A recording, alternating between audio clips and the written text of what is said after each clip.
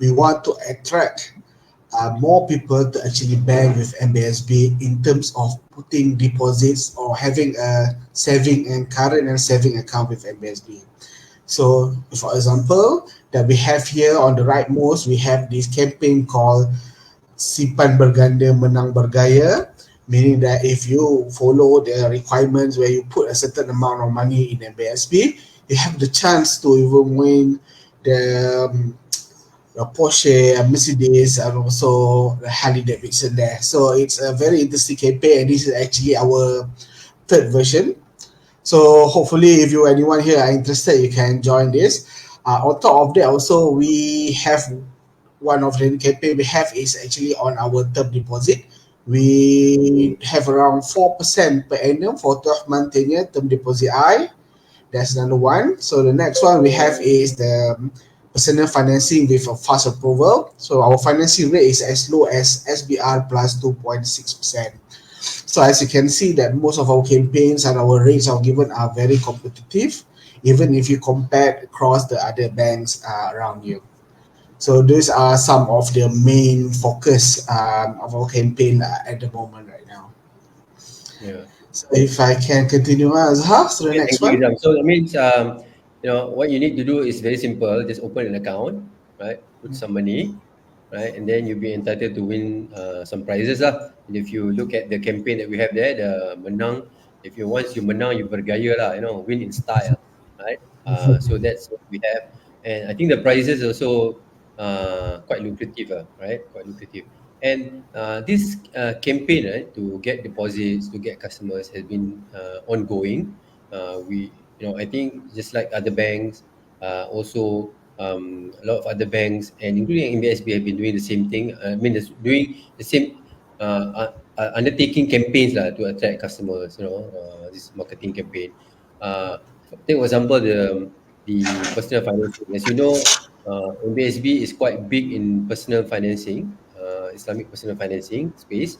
Um, so one of the value proposition that we have is this, our rate is quite competitive. If you it's what Izam mentioned just now, it's SPR. SPR, as you know, is the OPR rate is 3%, plus 2.6 lah. If you qualify, so that gives you a 5.6% kind of a profit financing rate, right?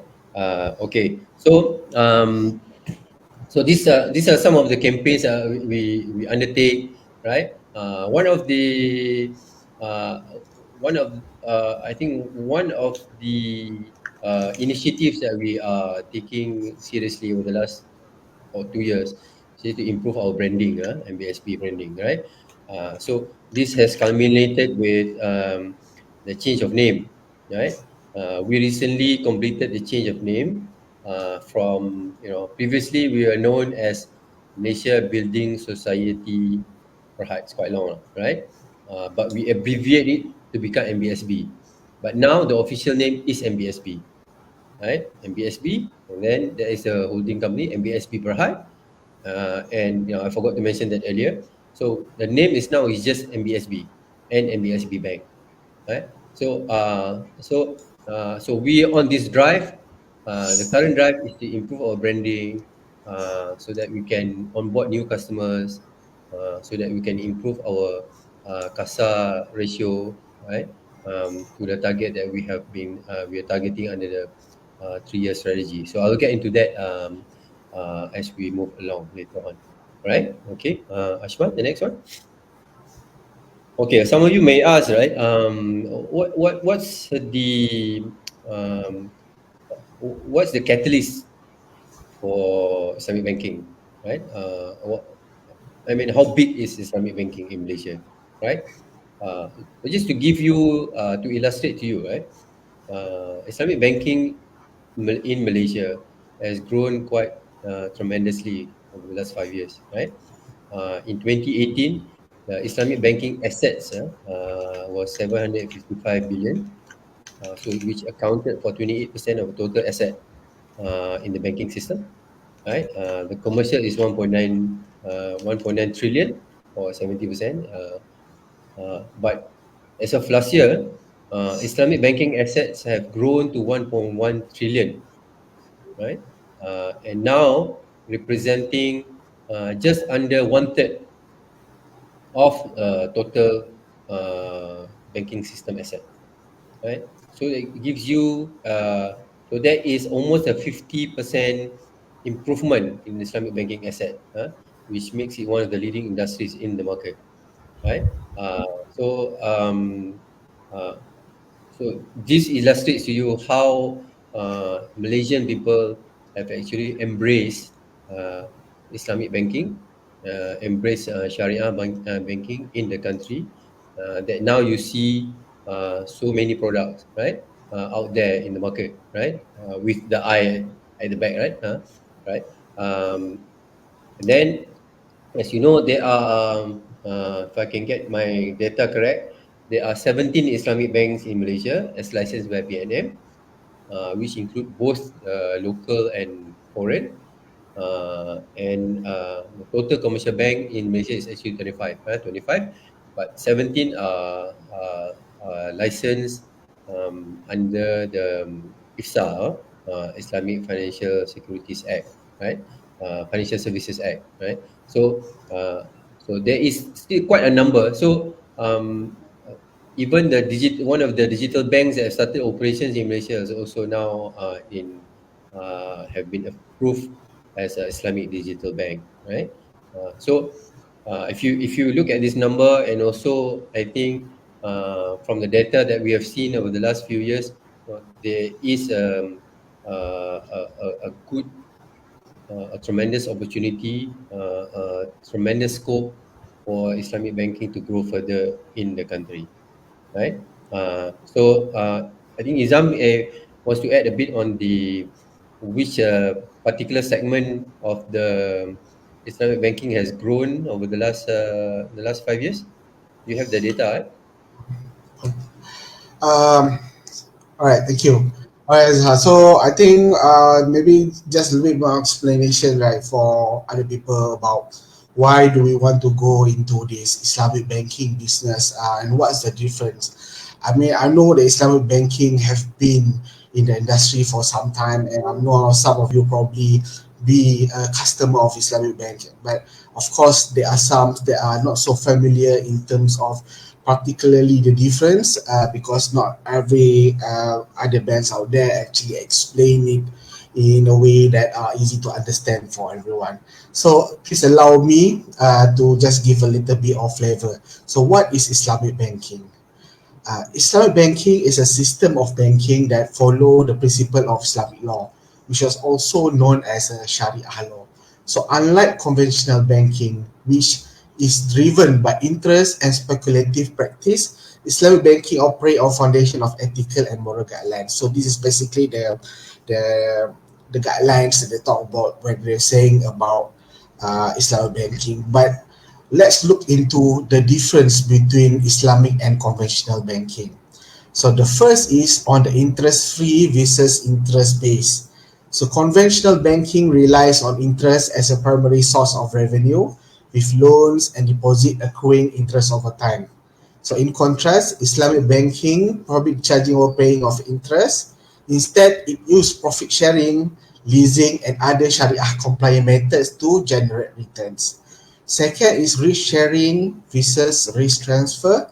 So in conventional banking, the risk is typically transferred to the lender, to the borrower, who bears the full risk of the investment.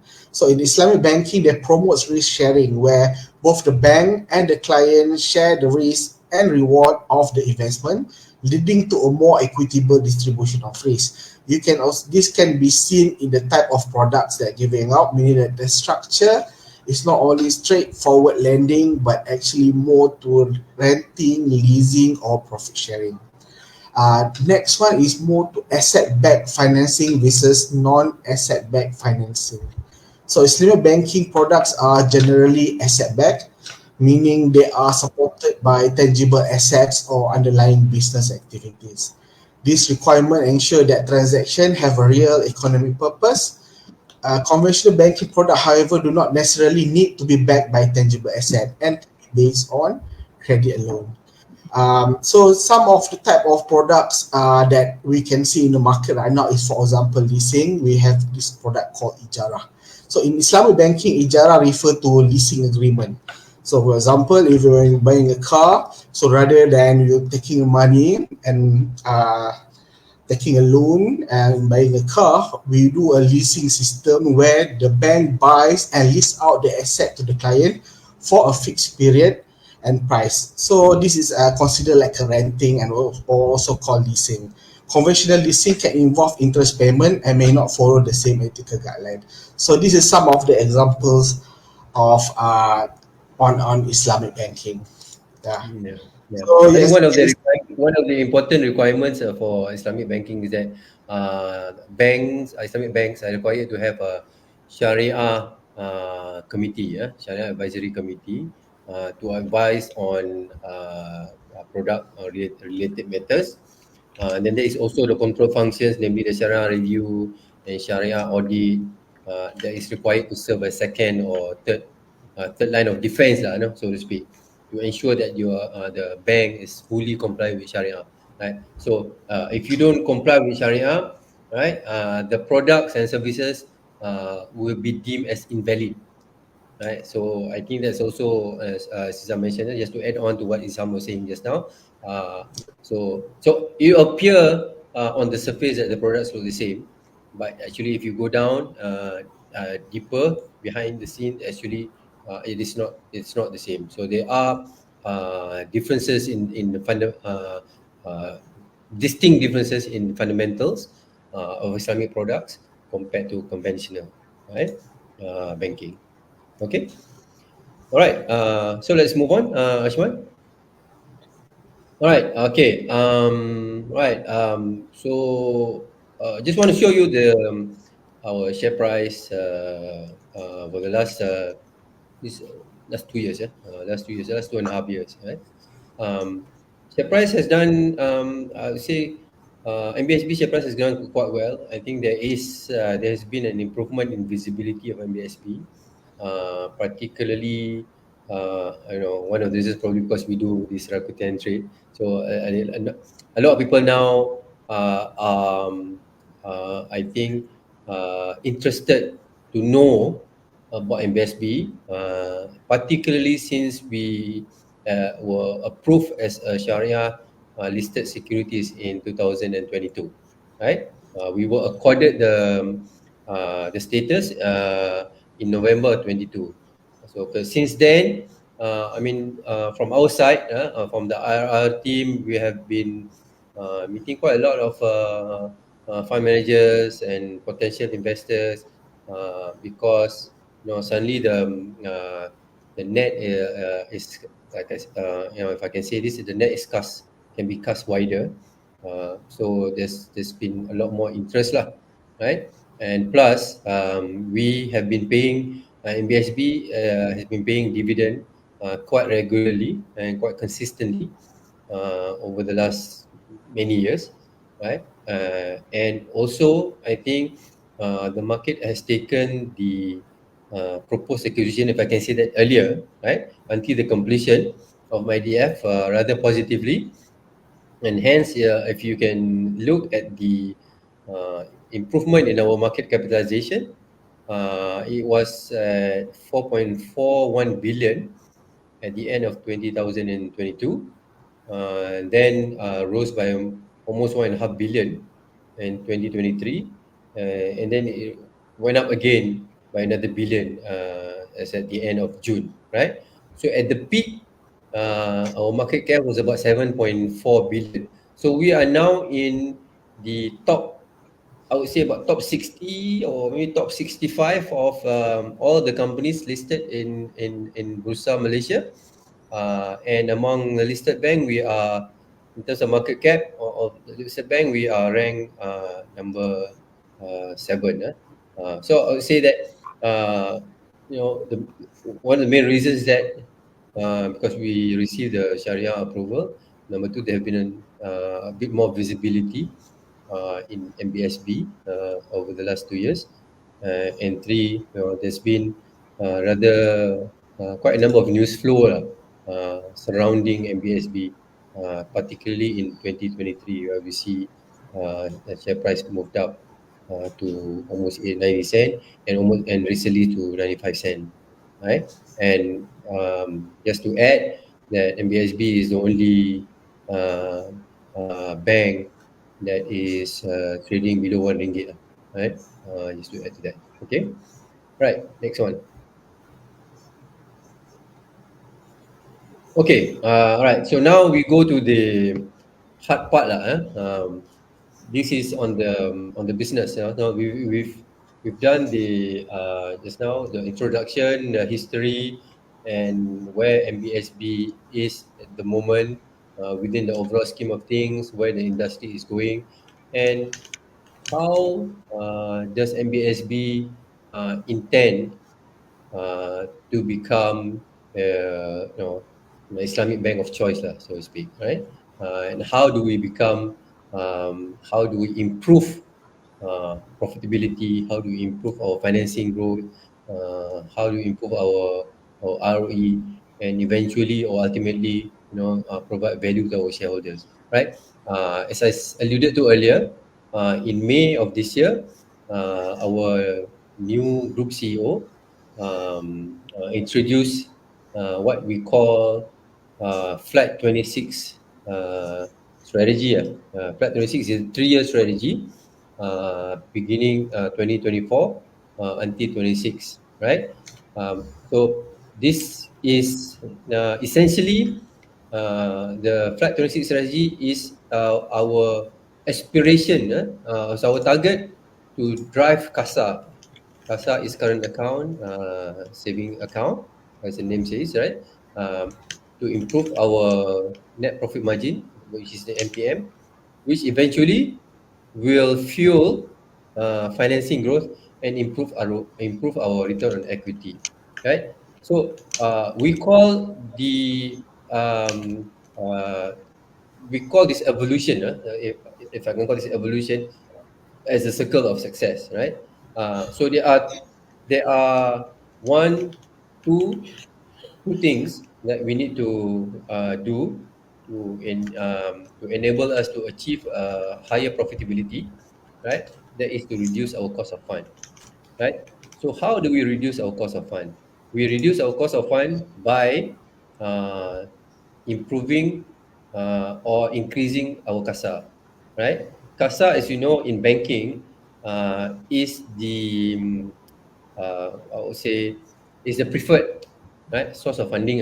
Now, in banking, if you summarize the business model quite to simplify it, the business model is that you attract funding from depositors via CASA or via deposit, right? And then you will lend out, which we call financing, to customers, right? So then you earn the spread above your cost of fund, right? So the cost of fund will include other costs of running the business, right? So if you have a low cost of fund and high CASA, right, you can reduce and or you can be competitive in terms of the uh, profit margin that you financing that you offer to the market, right? So if your cost of fund is high, right, is in any business, if your cost of fund is high, right, you won't be able to compete or to maintain a certain amount of profit margin that probably your competitors are earning, right? So hence you need to be as competitive as your next competitors or your next business, right? Or in fact, be even better than the competitors, so that you will be able to give out, number one, quality financing, number two, quality financing at a low rate, number three, you can improve your net profit margin, right? So once you are able to obtain customers that are good in quality, right?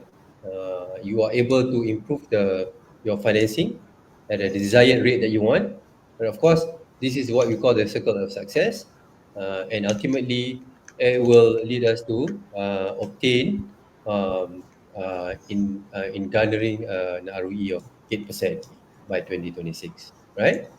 Okay, so that's in a nutshell. Next one, Ashwa. Okay, so where are we in the Flight 26 strategy path at the moment, right? As I said, we introduced this in May, but it has been an ongoing strategy exercise. We have completed the initial focus was to develop a clear strategy for the enlarged group, right? And we have also finalized the target operating model or the TOM, and we are now, towards the final phase of optimizing resources, mainly on the people and technology, right? Then the next step is implement and execute the Flat 26 strategy. The Flat 26 strategy is actually there are seven strategic objectives in there, which also include things like that how to improve our CASA, improve our financing growth, reduce our cost of fund, and so on, right? The next step is also to right skill our workforce so that the workforce that we have are have high competency in the area or respective area that they are in, uh, and say just now improving the funding cost, right? It's also important that to control the OPEX and the expected credit loss in the bank. These are among the important things that we have to be mindful of, right? So we don't want our OPEX to be out of whack with what we are supposed to be targeting. For example, our cost to income ratio that we are targeting is between 50 to 55%, right? So we are now right on track to deliver that kind of cost to income ratio. And also the ECL also is compulsory to have the ECL under the FRS 9 computation. So we have also to be mindful that the customers that we have are quality customers, customers that we have are able to service their financing in due time, right? Okay, and of course, at the end of the day, you want to deliver the proposition, products, and customer experience. So we talk about customer experience, right? When you deal with when we deal with banking, right? People always talk about customer experience, right? There are many touch points in banking, right? Right from the start of you going to the branches, going to ATM, or you do your online banking, or even if you do your mobile app, right? So these are the several touch points where the customers will rate you whether your bank has good customer service or not, right? So the touch points are key here. Of course, eventually, once we have these steps being undertaken under the Flight 26 strategy, the ultimate aim is to deliver an ROE target of 8%, as I've mentioned earlier, right? So the key takeaway, right? I think we've come to the end of our presentation, right? It's 8:45. The takeaway here is that uh, uh, the key takeaway here is that MBSB is a Sharia banking group. It's a Sharia banking group. Uh, Secondly, we are still quite new. Some people may not realize that we became a bank in 2018, but we have now become a full-fledged Islamic and also investment banking group since 2023 with the acquisition of MIDF, right? So hopefully, with the strategy in place, we can continue to deliver a good financial performance for our shareholders, and so provide value add to our shareholders in the long term. Right. With that, I thank you for listening in. Right. I hand this over back to uh, Pak Ling. Thank you both gentlemen. Very insightful and detailed presentation. I believe investors or potential investors would like to know more about MBSB. Okay. Yeah, I saw some Yeah. questions. I just read it out for you guys. On this Sure. question, what is the growth catalyst you see in the near term for MBSB? Okay. Right. Can I take this one first? Yeah, sure. Okay, all right. So when you talk about growth, there are several areas of growth, right? When I just want to focus here on the financing growth, right? In the first quarter of 24, our financing, especially in the retail side, grew by almost 6% year on year, right? And commercial and corporate. We have two segments. Actually, three segments. One is retail, then the next one is commercial, and one is corporate. The corporate and commercial grew about almost 3% in the first quarter, year on year. So where do we see the growth coming from in financing? Is that we see a lot of potential in the SME space, right? In fact, our commercial side has shown growth of almost double digit in the first quarter of this year, right? So blended with corporate, it's a bit low, but then on the commercial side alone, or the SME, this is where the growth is coming from, right? And then we have, like I said, the merger or the synergy with MIDF, who also have some grants under MITI, which can be utilized further in the future, right? Okay, thank you. Thank you so much. So we shall proceed to the next questions. How do you differentiate yourself from other financial institutions in Malaysia? Yeah, okay. It's a tough question, this one, right? Just like any other business, right? You know, the I which I alluded to just now, there are many banks in Malaysia, right? And I also mentioned about customer experience. We want to be as what has been mentioned by our group CEO, Encik Rafi Hanif. He wants MBSB to be the best in class, exam to be the best in class in several areas lah. And one of the areas that we have to be best in class in obtaining CASA. So if you can obtain CASA and can have this loyalty, sticky customers, how do we do that? So we have to do that by offering them the best in class in terms of customer service, right? So this is how we have to differentiate ourselves. So at the end of the day, when it comes to banking, right, number one, you have to have a complete suite of products, right? There are no two ways about it, right? Whatever your competitors or whatever the other banks are doing, you must have the products as well, right? So I think number two, that the second one that we can differentiate is the kind of service, right? The kind of service that we have to offer. So I think this is something that we are taking things very seriously. We talk about among the strategic objective is that to innovate compelling proposition to our customers. The key drivers that want to be segment focused and also fit for purpose propositions to offer to our customers, right? So this is how we plan to differentiate, and hopefully we can execute this when we complete. Right? So this is an ongoing exercise, but for the moment, to differentiate, this is what we plan to do. Right? All right. Thank you so much for the Okay. answer. Yeah. There's a question asking about the valuation between BIMB and MBSB. Okay. We will leave. I think this is a very exciting question. We will save the best for the. We will answer this at the end of the session.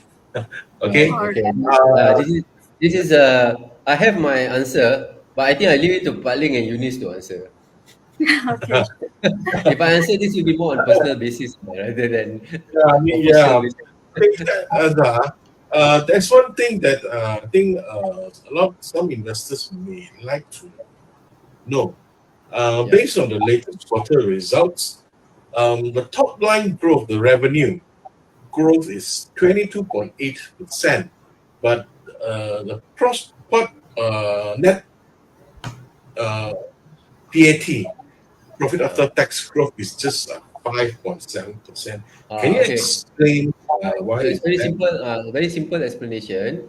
Last year, Mm. we had the one-time contribution from the gain on the media acquisition, which is more than 300 million, right? So this year we don't have anymore.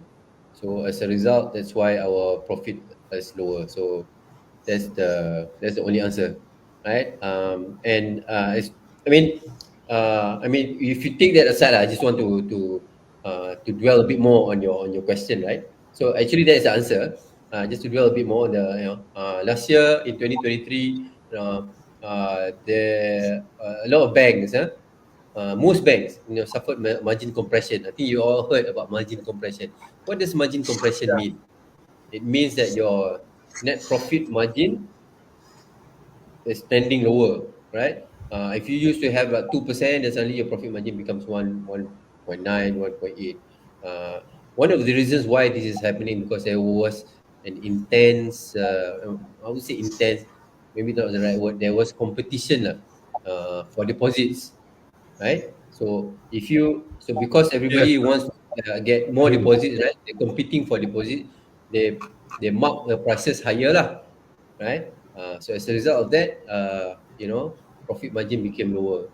So but this year, I think there's less pressure now for on the competition for deposits. Hence, in the first quarter, you've seen the net profit margin, or in conventional it's called net interest margin. In Islamic, it's called net profit margin. Has improved in the first quarter of this year. Is that correct, Izam? Yep. Izam is our So, banking analyst. Correct. All right. Okay. Can we have the next question?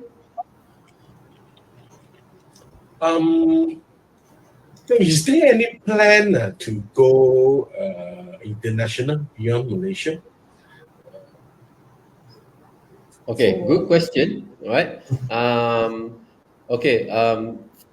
To grow, of course, to grow the business, we have we have international clients, foreign clients, because we do trade financing, so we deal with international business, right?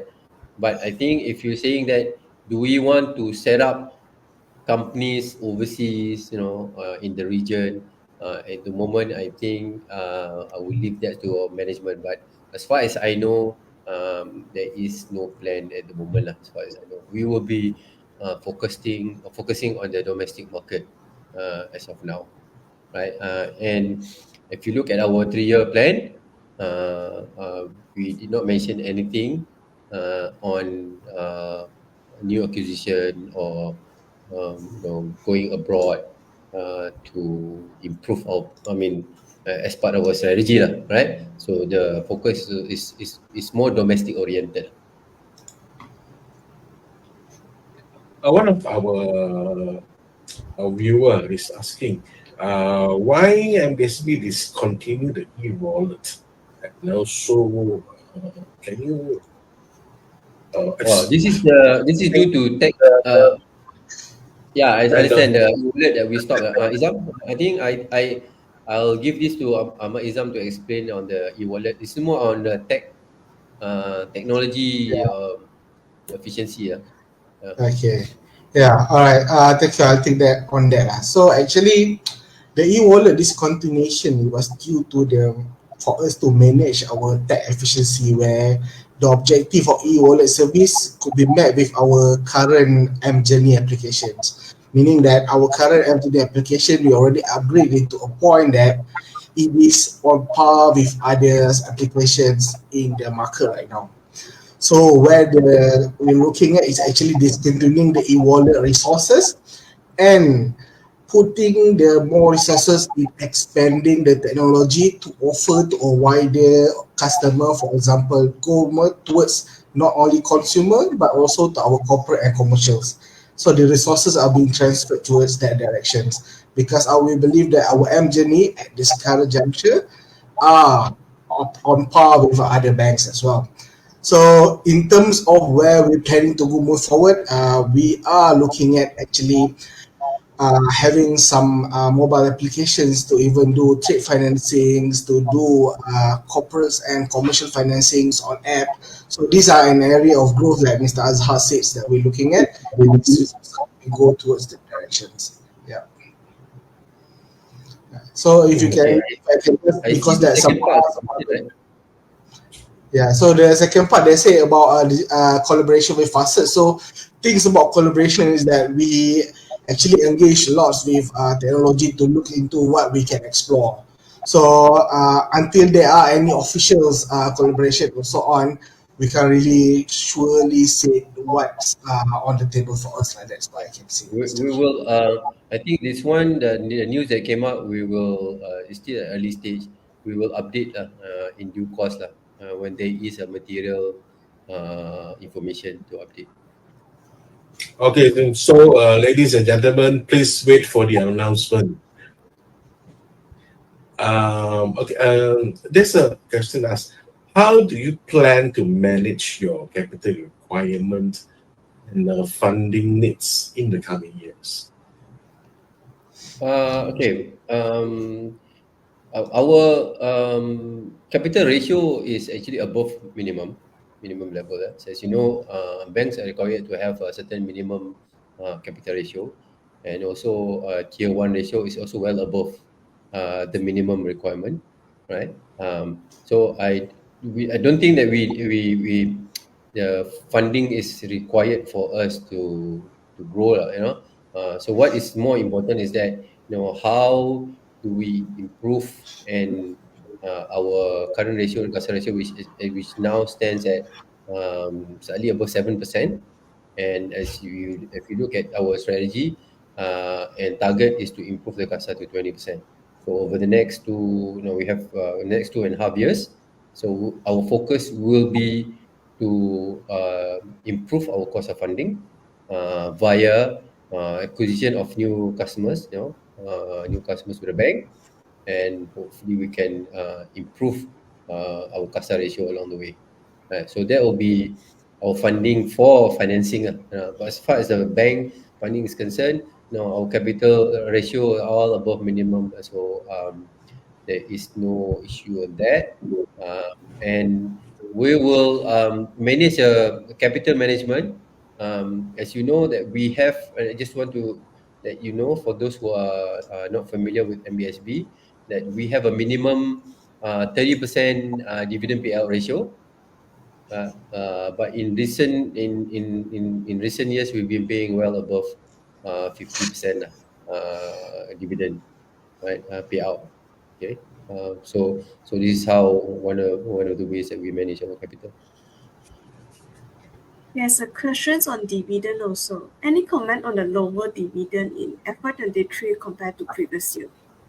Okay. 22 was an exceptional year where we paid about 8% dividend, right? But if you remember that 2021, I think there was a year when we did not pay dividend in 21. So we paid 22. We paid in 22. So the 22 is higher. In 23, we typically pay, like I said, the dividend payout is typically between 50 plus percent, exam, right? Misalkan 50 plus percent, right? 50%. Yeah, and this year also we're paying that the same amount of payout ratio lah, right? So 22 was an exceptional year where the dividend payout was higher than what we've been paying historically.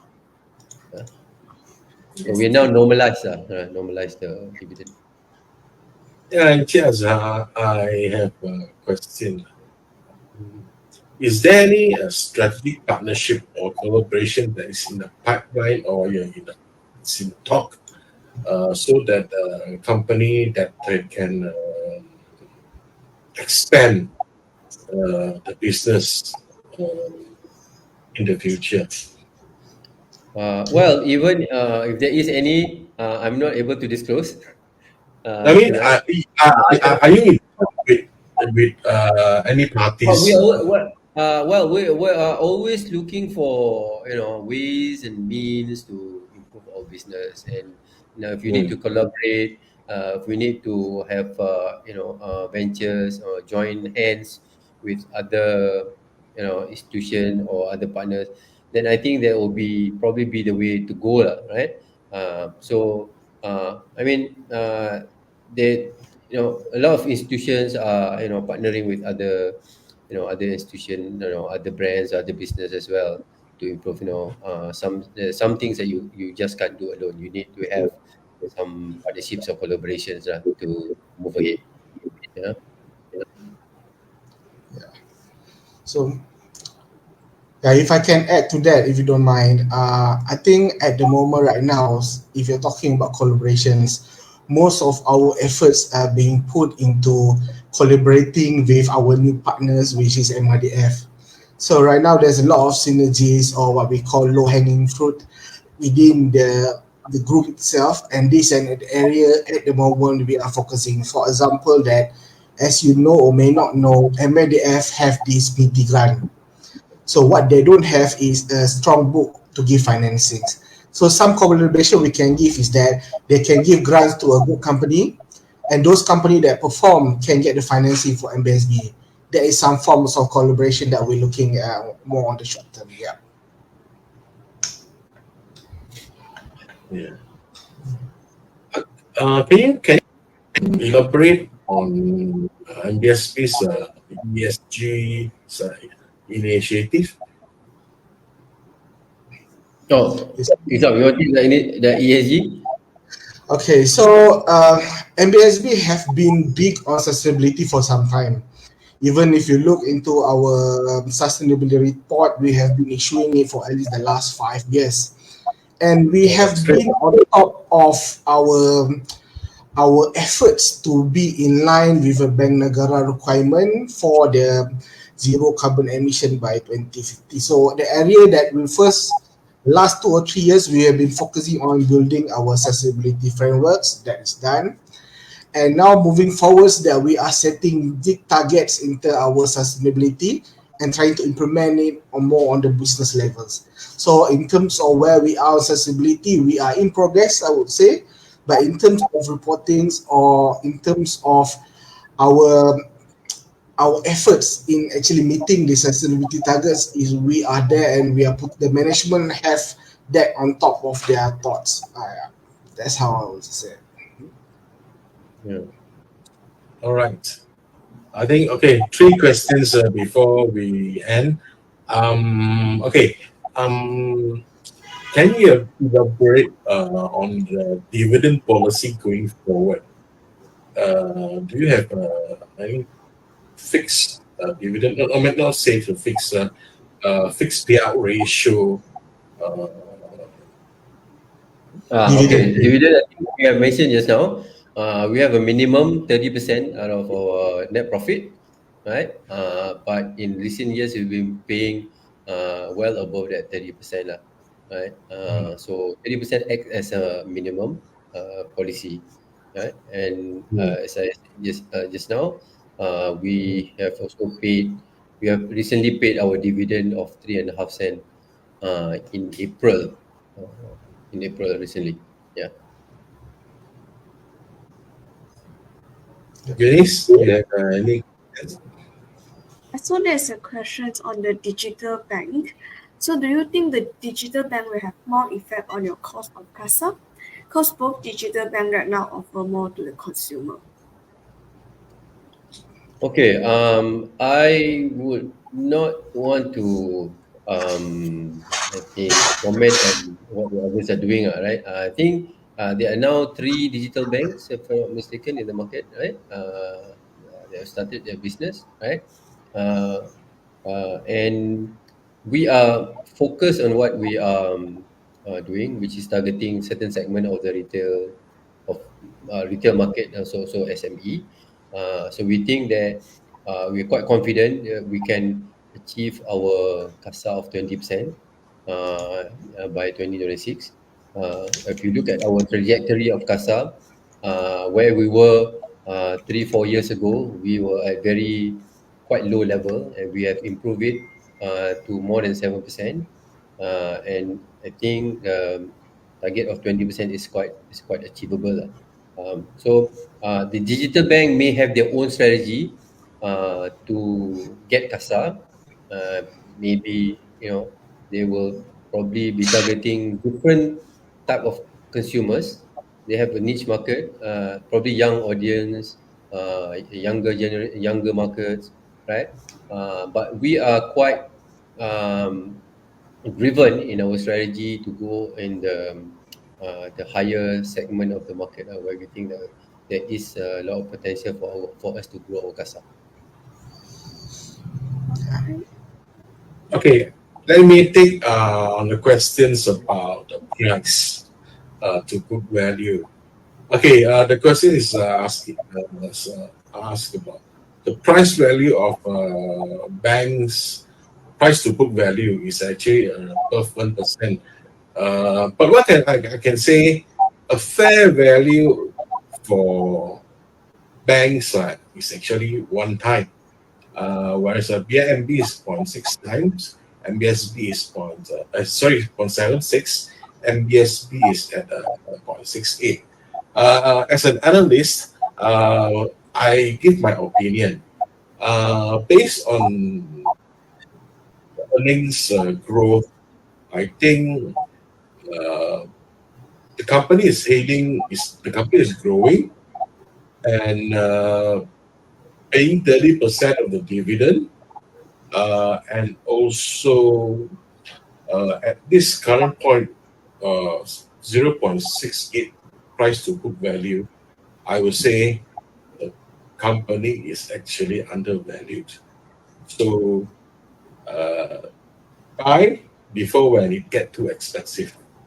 So this is my opinion. So I will leave that opinion to Pak Ling and the audience to to rationalize lah, to analyze on that lah. So we won't on our part, we don't comment on our share price or Yeah, I mean, if the okay, I mean, fundamentally, companies are growing, and some with the Flight 26 plan coming, I think it's highly possible that that MBSB will achieve price to book. If not one, it will be close to one, because we usual investors, we are MBSB is not a stock for punters or the high volatility kind of investment. This is a long-term investment for investors. So this is my opinion. I think from MBSB, if, just adding to that, from MBSB's perspective, we are committed, right, to deliver growth in terms of earnings, financing, delivering what we have drawn out in our 3-year strategy. So we are committed to that. From investor relations perspective, our role is to communicate with the investment community, the clients of Rakuten, for example, right? So that we public and investors are aware that MBSB is committed to doing or to deliver the strategic objectives that we have set out in our Flight 26 strategy, right? So then, if we deliver that, then I think investors, the market will, in due time, right, find the right value for MBSB shares, right? But And we to add understand. on, I think in the past few months, MBSB is quite active in the investor relations. Think with more better investor relations since Azhar joins the Well, MBSB I group. think And having a visible IR strategy is also important, right?